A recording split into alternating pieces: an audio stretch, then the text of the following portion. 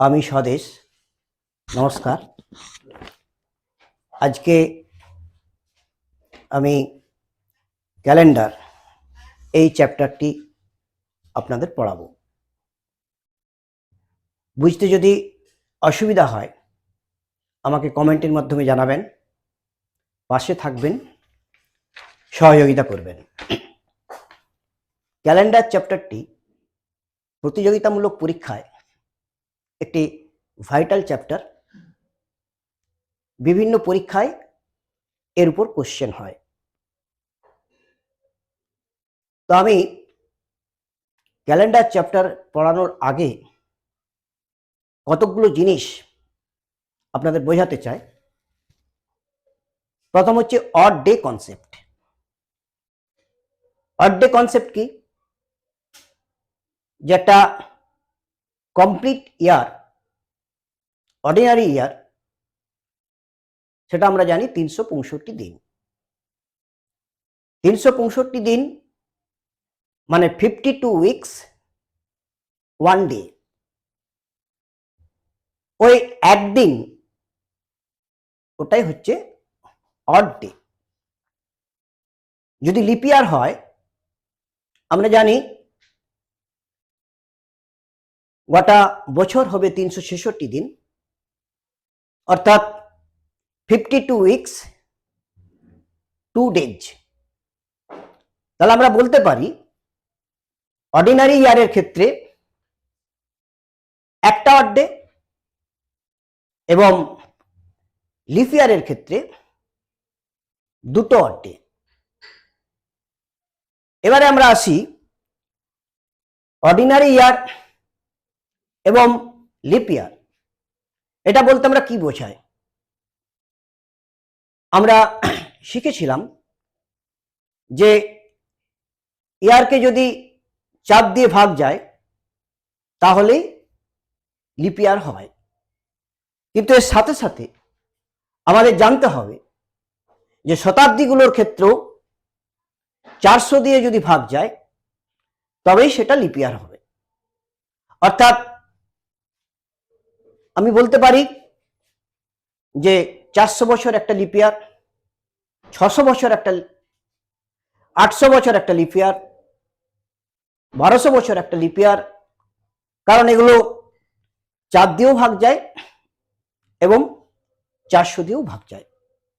কিন্তু যদি 200 বছর, 600 বছর, এগুলো কিন্তু 4 দিয়ে ভাগ গেলেও যেহেতু 400 দিয়ে ভাগ যায় না, তাই এগুলোকে আমরা লিপ ইয়ার হিসেবে গণ্য করতে পারবো না।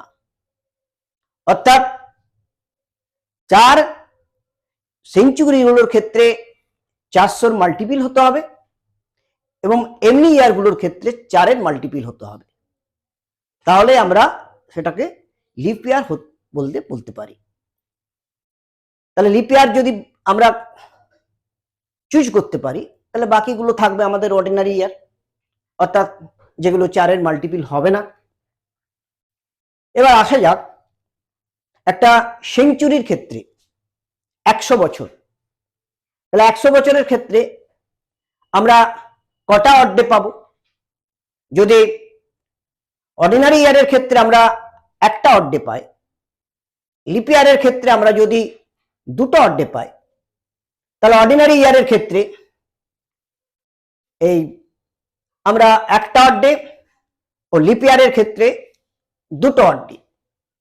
তাহলে 100 বছর এটাকে যদি পোস্টমর্টম করি তাহলে কটা লিপ ইয়ার এবং কটা অর্ডিনারি ইয়ার পাবো? 100 বছরকে পোস্টমর্টম করলে 24টা লিপ ইয়ার এবং 76টা অর্ডিনারি ইয়ার পাবো। 24টা লিপ ইয়ার এবং 76টা অর্ডিনারি ইয়ার। 24টা লিপ ইয়ারের ক্ষেত্রে আমরা পাবো 24 দুগুণে 48টা অড ডে। তাহলে আমরা পারি 100 বছরকে যদি ভাঙি তাহলে আমরা পাচ্ছি কি 24টা লিপ ইয়ার এবং 76টা অর্ডিনারি ইয়ার। 24টা লিপ ইয়ারের ক্ষেত্রে পাচ্ছি 24 দুগুণে 48টা অড ডেজ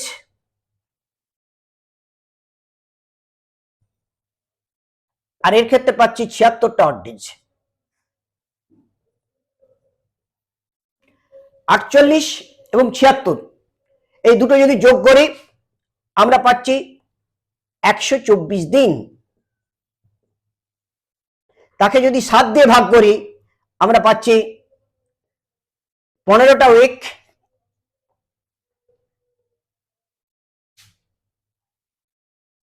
7 × 7 17 উইকস এবং 5 ডেজ। অর্থাৎ আমরা 100 বছর এটা আমরা পাবো 5 অড ডেজ। এটা মনে রাখতে হবে, 100 বছর কিন্তু লিপ ইয়ার নয়, কারণ যেহেতু 400 মাল্টিপিল নয়। 100 বছর কিন্তু লিপ ইয়ার নয়, যেহেতু 400 মাল্টিপিল নয়। এই জন্যই আমরা পাচ্ছি 24টা লিপ ইয়ার এবং 76টা অর্ডিনারি ইয়ার। 100 বছর নিজে লিপ ইয়ার নয়। তাহলে আমরা পেলাম 100 বছরকে ভেঙে 5টা অড ডে। ঠিক সেই মতো আমরা পাবো 200 ইয়ার্স, 200 বছর, 200 ইয়ার্স এটা কটা অড ডে? 200 বছরের ক্ষেত্রে, 100 বছরের ক্ষেত্রে যদি 5টা হয়, 200 বছরের ক্ষেত্রে 10 দিন পাবো, 5 দুগুণে 10। একটা উইক, 7 দিন যদি বাদ দিয়ে দিই তাহলে পাবো 10 - 7, 3টা অড ডে।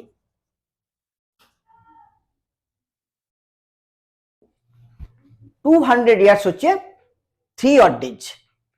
যদি 300 ইয়ার্স করি তাহলে আমরা পাচ্ছি 300 ইয়ার্স এর ক্ষেত্রে 5 × 3 = 15টা। 15 মানে যদি 15 অড ডেজ। 15টাকে যদি আমরা 7 দিয়ে ভাগ করি, 7 দুগুণে 14,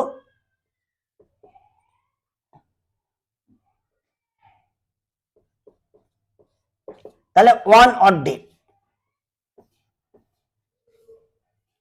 15 - 7 × 2 তাহলে 1 অড ডে। তাহলে 200 ইয়ার্স পেলাম 3 অড ডেজ, 300 ইয়ার্স পেলাম 1 অড ডে, আর 400 ইয়ার্স কি পাবো আমরা? 4 × 5, 5 × 4 = 20, প্লাস যেহেতু 400 বছর একটা লিপ ইয়ার, 1 যোগ হবে, তাহলে 21।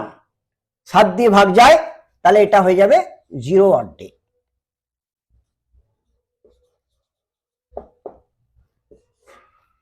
তাহলে আমরা 100 বছরকে যদি পোস্টমর্টম করি তাহলে পাবো 5টা অড ডে। আর যদি 200 বছর আমরা করি তাহলে 200 বছরের ক্ষেত্রে আমরা পাবো 3টা অড ডে। 300 ইয়ার্স, 300 বছরের ক্ষেত্রে পাবো 1টা অড ডে।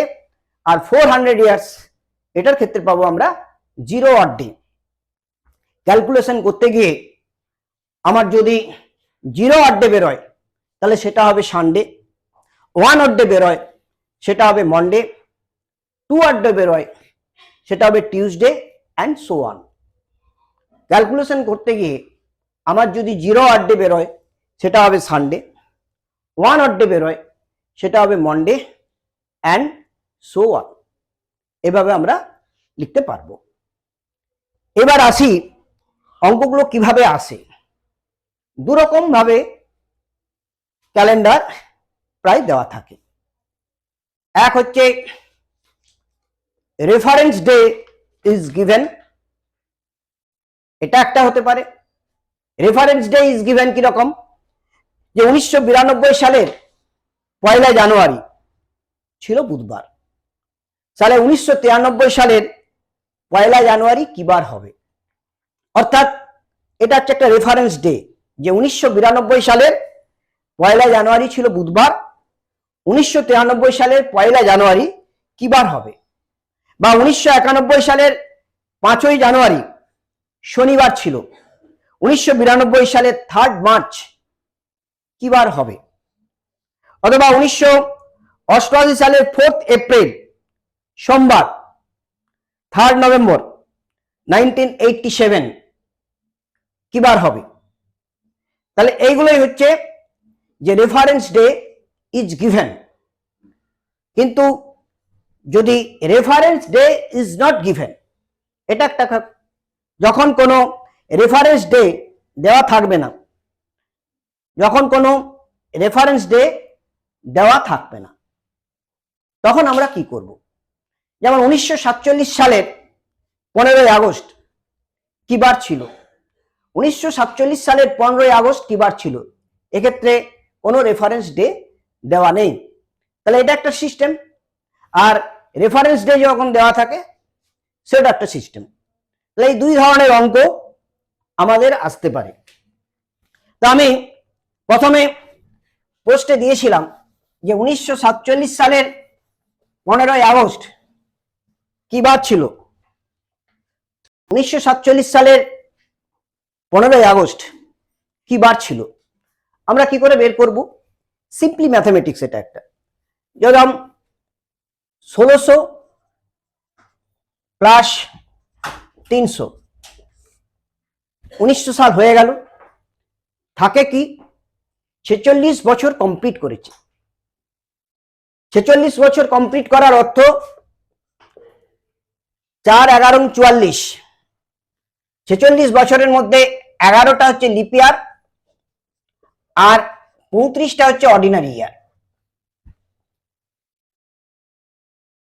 বোঝা গেল? 1600 প্লাস 300 প্লাস 11 প্লাস 35, 1946 হয়ে গেল। আর 1947 সালের 15ই আগস্ট, 1947 সালের 15ই আগস্ট, তাহলে 1947 সালের 15ই আগস্ট আমাকে 15ই আগস্ট পর্যন্ত কাউন্ট করতে হবে। আমাকে 15ই আগস্ট পর্যন্ত কাউন্ট করতে হবে। সেটা যদি আমরা কাউন্ট করতে করি 227 ডেজ, এটা আমরা পাবো। যদি 1947 সালের 15ই আগস্ট কি বার ছিল এটা যদি আমাকে বের করতে হয়, তাহলে আমরা কি করলাম? 1600 প্লাস 300 প্লাস, যেহেতু 46 সাল অব্দি কমপ্লিট করেছে, আমরা করলাম 11টা লিপ ইয়ার এবং 35টা অর্ডিনারি ইয়ার। কি করে পেলাম? 4 11 44, যেমন 11টা লিপ ইয়ার, আর 46 থেকে 11 বাদ দিলাম, সেটা হচ্ছে 35টা অর্ডিনারি ইয়ার।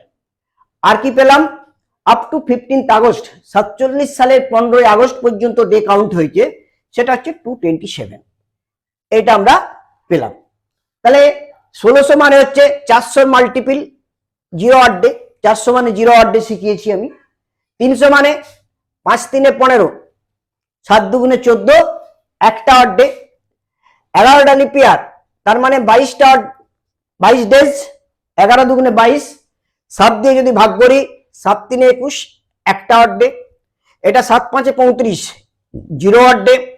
এটা হচ্ছে 7 3 21, 1 7 2 14, তিনটে, তাহলে 3 একে 4 একে 5, 0 অড ডে হচ্ছে সানডে, 1 অড ডে হচ্ছে মন্ডে, 2 অড ডে হচ্ছে টিউসডে, 3 অড ডে হচ্ছে ওয়েডনেসডে,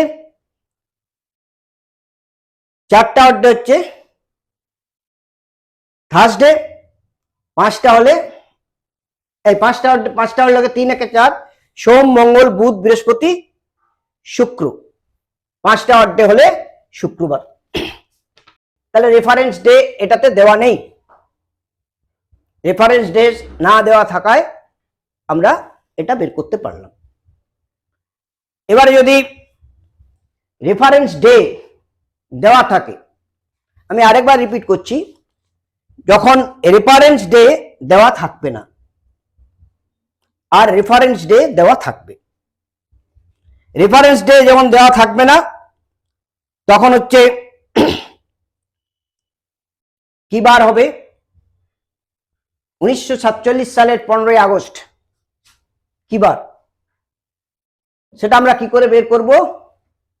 আমি একটু আগে শিখালাম, 1600 প্লাস 300 প্লাস 11 লিপ ইয়ার, 11টা লিপ ইয়ার, 35টা অর্ডিনারি ইয়ার, আর জানুয়ারি টু 15 আগস্ট, 1 জানুয়ারি থেকে 15 আগস্ট, এটা আমরা পেলাম 227 ডেজ। তাহলে এখান থেকে আমরা কটা অড ডে বের করলাম? 5টা অড ডে। আমি বলেছি ম্যাথমেটিক্স বা ক্যালকুলেশন করার সময় যদি 0 অড ডে বেরোয় সেটা হবে সানডে, 1 অড ডে বেরোলে মন্ডে, 2 অড ডে বেরোলে টিউসডে, 3 অড ডে বেরোলে ওয়েডনেসডে, 4 অড ডে বেরোলে থার্সডে এবং 5 অড ডে বেরোলে ফ্রাইডে, 6 অড ডে বেরোলে স্যাটারডে। তাহলে আমরা এখানে যেহেতু 5টা অড ডে বেরিয়েছি, তাহলে আমাদের কি বার হবে? শুক্রবার। এরপরে এটা একটা যখন রেফারেন্স ডে দেওয়া থাকবে না, আর যদি রেফারেন্স ডে দেওয়া থাকবে তখন কি হবে? তাহলে যদি রেফারেন্স ডে দেওয়া থাকে, যেমন 1992 সালের 1 জানুয়ারি ছিল বুধবার, 1993 সালের 1 জানুয়ারি কি বার হবে? তাহলে 1992 সাল লিপ ইয়ার, 2টা অড ডে, তাহলে বুধবারের পরে 2 দিন পিছিয়ে যাবে, অর্থাৎ হবে শুক্রবার। ঠিক 1991 সালের 5 জানুয়ারি শনিবার ছিল, 1992 সালের 3 মার্চ কি বার হবে? তাহলে 1992 সালের 5 জানুয়ারি এবং 1992 সালের 3 মার্চ এর মধ্যে দিন সংখ্যা হচ্ছে 307 প্লাস 31 প্লাস 29 প্লাস 3, টোটাল হচ্ছে 423 দিন। আমরা পাচ্ছি 3টা অড ডে। তাহলে শনিবারের পরে আমি যদি 3 দিন পিছিয়ে যাই তাহলে হবে মঙ্গলবার। ঠিক সিমিলার ওয়েতে 1988 সালের 4 এপ্রিল সোমবার, 3 নভেম্বর 1987 কি বার হবে? তাহলে 1987 সালের 3 নভেম্বর এবং 1988 সালের 4 এপ্রিলের মধ্যে দিন সংখ্যা 27 প্লাস 31 প্লাস 29 প্লাস 31 প্লাস 4 হবে 153, তার মানে 6টা অড ডে। 6 দিন এগিয়ে যাবে, তাহলে মন্ডের থেকে 6 দিন যদি এগিয়ে যায় তাহলে হবে মঙ্গলবার। এটা আমরা অ্যান্সার পাবো মঙ্গলবার। ঠিক এইভাবে রেফারেন্স ডে এবং রেফারেন্স ডে যদি দেওয়া থাকে আর রেফারেন্স ডে যদি দেওয়া না থাকে, তাহলে ম্যাথমেটিক্সের মাধ্যমে আমরা ক্যালেন্ডারটি বের করতে পারি।